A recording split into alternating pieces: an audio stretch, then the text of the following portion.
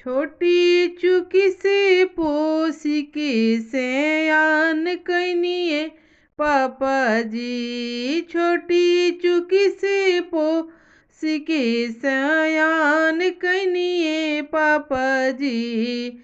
जांगे बैठा के धियावा दान कनिए पापा जी।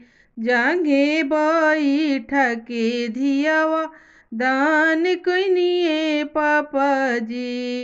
अंगूठी पहन के फूसिला देनिए पापा जी।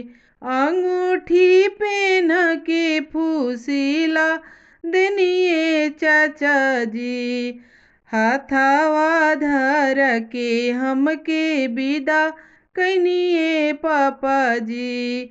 हाथावा धर के हमके विदा कनिए चाचा जी। अपना जंजलवा छोड़ा देनिए पापा जी। अपना जंजलवा छोड़ा देनिए चाचा जी।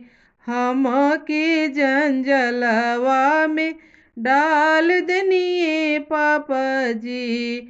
हमके जंजलवा में डाल देनिए चाचा जी।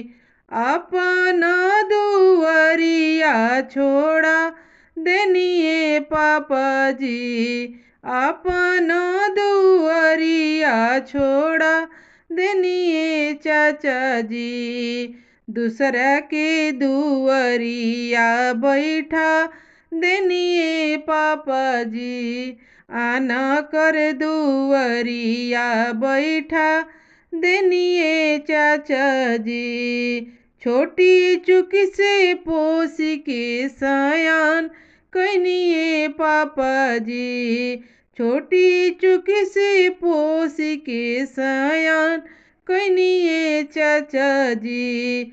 जांघे बैठा के धियावा दान कनिए पापा जी। जांघे बैठा के धियावा दान कनिए चाचा जी।